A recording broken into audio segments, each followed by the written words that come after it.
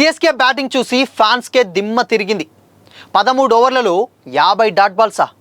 భయ్యా మీరు ఆడేది టెస్ట్ క్రికెట్ కాదు, ఐపీఎల్ బ్రో అంటూ comments. Mahendra Singh Dhoni fit but no entry. Dhoni రాకపోవడానికి కారణం నిజంగా షాకింగే. ఇంతకీ చెన్నై పరిస్థితి ఏంటి? తల ఆగమనం ఎప్పుడు? Have a look.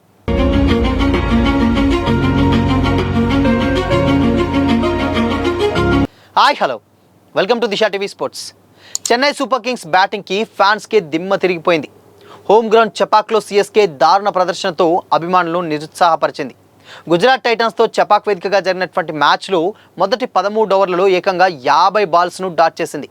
దాంతో సిఎస్కే బ్యాటింగ్ చూసినటువంటి నెటిజన్స్ ఇదెక్కడి దారుణం రా అంటూ నెట్టింట ట్రోల్ చేస్తున్నారు. ఈ మ్యాచ్లో టాస్ గెలిచిన గుజరాత్ టైటాన్స్ జట్టు బౌలింగ్ ఎంచుకొని సిఎస్కేని బ్యాటింగ్కి ఆహ్వానించింది. ముంబైపై అద్భుత విజయంతో జోష్లో ఉన్నటువంటి సిఎస్కే ఈ మ్యాచ్లో ఎరగదీస్తుందని అనుకున్నారు. కానీ సంజు శాంసన్ ఆరంభంలోనే అవుట్ అవడంతో చెన్నై మళ్ళీ పాత సీనే రిపీట్ చేసింది.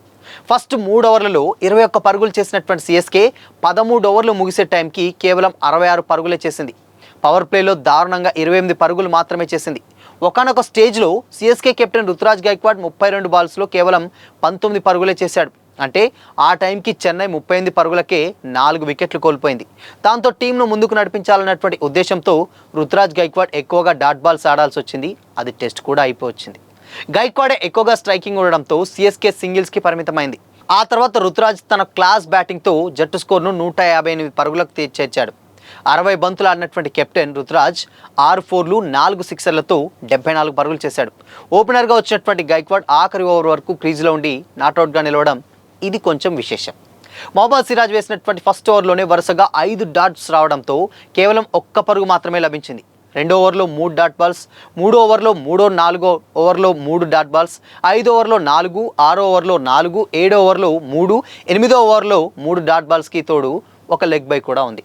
9 ఓవర్లో 3 డాట్ బాల్స్, 10 ఓవర్లో 4 డాట్ బాల్స్, 11 ఓవర్లో 4 డాట్ బాల్స్, ఒక లెగ్ బై, 12 ఓవర్లో 4 డాట్ బాల్స్, 13 ఓవర్లో 3 డాట్ బాల్స్ ఉన్నాయి. ఇక మ్యాచ్ విషయానికి వస్తే ఫస్ట్ బ్యాటింగ్ చేసినటువంటి సిఎస్కే 20 ఓవర్లో 7 వికెట్ల నష్టానికి 158 పరుగులు చేసింది. గుజరాత్ టైటన్స్ జట్టు కేవలం 16.4 ఓవర్లోనే 2 వికెట్లు మాత్రమే కోల్పోయి చేసేసింది. సాయి సుదర్శన్ 46 బంతుల్లో 87 పరుగులు చేయగా శుభ్మన్ గిల్ 33 పరుగులు చేశాడు. 4 ఓవర్లో కేవలం 25 పరుగులే ఇచ్చి 3 వికెట్లు పడగొట్టినటువంటి కగిసో రబాడాకు player of the match award దక్కింది.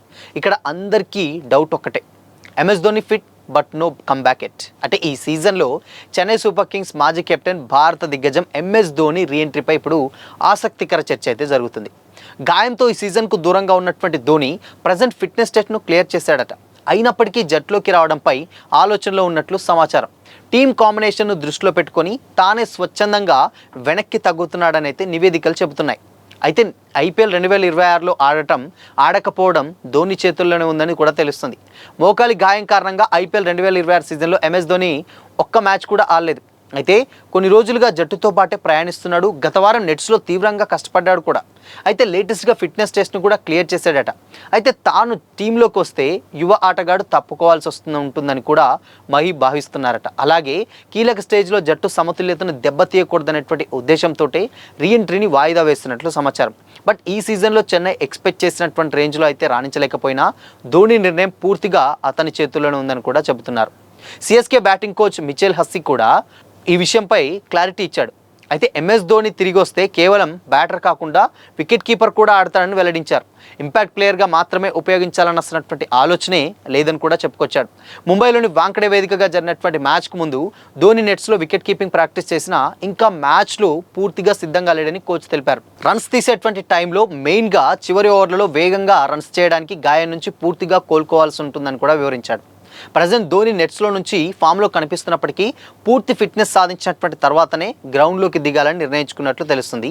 తల మళ్ళీ మైదానంలో మెరవాలని కూడా చాలామంది ఫ్యాన్స్ అయితే డెఫినెట్గా కోరుకుంటున్నారు. ఇన్ఫ్యాక్ట్ సిఎస్కే ఫ్యాన్స్ మ్యాచ్ ఓడినా గెలిచినా ఏం చేసినా కానీ తల ఎప్పుడైతే వచ్చి ఆ ఒక్క సిక్సర్ కొట్టినా చాలు, డెఫినెట్గా మా కళ్ళల్లో ఆనందం అదే రేంజ్లో ఉంటుంది. మ్యాచ్ విన్ అవ్వకపోయినా పర్లేదు, మాత్రం తలాని చూసినటువంటి ఆ హ్యాపీ ఫీలింగ్ అయితే డెఫినెట్గా ఫ్యాన్స్లో ఉంటుందని కూడా చాలామంది చెప్తున్నారు. బట్ నిజంగా నిన్న ఆడినటువంటి సిఎస్కే బ్యాటింగ్ ఏదైతే ఉందో అది టెస్ట్ మ్యాచ్ కంటే కూడా దారుణంగా ఉందని కూడా చాలామంది కామెంట్ చేస్తున్నారు. ఇన్ఫ్యాక్ట్ అంటే ఎప్పటి నుంచో సిఎస్కే స్ట్రగుల్ అవుతుంది. బట్ దాని తర్వాత లాస్ట్ మ్యాచ్ ముంబై మీద ఆడినప్పుడు కొంచెం కంబ్యాక్ ఇచ్చారు. నెక్స్ట్ ఇక మొత్తం ఈజీగా ఒక్కోటి అలా గెలుచుకుంటూ వచ్చేస్తుంది అనుకున్నారు. కానీ మళ్ళీ పాత కథే రిపీట్ చేసింది.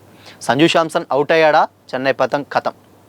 అదే రేంజ్లో ఇప్పుడు సిఎస్కే పరిస్థితి అయితే ఉంది. బట్ ఇక ధోని ఎందుకు రావట్లేదు? ధోని వస్తేనే ఇన్కేస్ కొంచెం వస్తే ఏమవుతుందంటే టీంకి కొంచెం సపోర్ట్ అన్న దొరుకుతుంది. అంటే చాలామంది అనుకోవచ్చు సపోర్ట్ ఇప్పుడు ఆల్రెడీ ఉన్నారు కంటే అట్లీస్ట్ టీంకి ఏంటంటే ఆ కాన్ఫిడెన్స్ ఉంటుంది. ఏదైనా టీం ఉన్నప్పుడు ఆబ్వియస్గా ఒక మెయిన్ ప్లేయర్ వచ్చి దాంట్లో ఉన్నాడంటే ఆ ధైర్యం తెలియకుండానే వచ్చేస్తుంది. అంటే ఆ ధైర్యం ఏంటంటే నెక్స్ట్ వేరే ప్లేయర్స్లలో కూడా కాన్ఫిడెన్స్ డెఫినెట్గా వచ్చేస్తుంది. అంటే సెంటిమెంట్ కావచ్చు, లేకపోతే కాన్ఫిడెన్స్ కావచ్చు, ఏదైనా మ్యాజిక్ జరుగుతున్నట్టు ఎక్స్పెక్టేషన్స్, ఒక పాజిటివ్ వైబ్ డెఫినెట్గా ఉంటుంది. కాబట్టి ధోని రాక కోసం 1000 కళ్ళతో ఎదురు చూస్తున్నారు ఫ్యాన్స్ అందరూ. ఇన్ఫ్యాక్ట్ ప్లేయర్స్ వచ్చినా కూడా హ్యాపీనే, ఎందుకంటే అలాంటి ఒక లెజెండరీ తోటి మ్యాచ్ ఆడుతున్నప్పుడు కొంచెం ఇంకాస్త జాగ్రత్తగా ఆడతారు, కొంచెం కంబ్యాక్ ఇచ్చేటువంటి ఛాన్సెస్ ఎక్కువగా ఉంటాయని కూడా క్రికెట్స్ విశ్లేషకులు అయితే భావిస్తున్నారు. అండ్ ఇంకొక విషయం ఏంటంటే లేటెస్ట్గా ఎస్ఆర్హెచ్ మ్యాచ్లో కూడా ప్యాట్ కమిన్స్ రానంత వరకు కూడా ఇషాన్ కిషన్ కెప్టెన్సీ చేశాడు.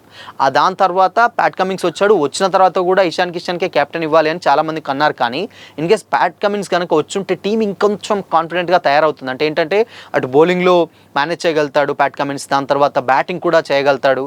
ఇన్ కేస్ డెత్ ఓవర్స్లలో రన్స్ రాని టైంలో 6లు 4లు కొట్టి కొంచెం స్కోర్ బోర్డ్ని పరుగులు పెట్టిస్తాడు. సో ఇలాంటి ఒక బ్యాట్స్మెన్ అండ్ బౌలింగ్ ఇద్దరు కూడా వచ్చేటువంటి ఛాన్సెస్ ఉంటుంది. ఇంకోటి ఏంటంటే అవతల టీంకి కూడా ఆ కాన్ఫిడెంట్ అనేది డెఫినెట్గా కొంచెం లో కాన్ఫిడెన్స్ ఉంటుంది వాళ్ళకి.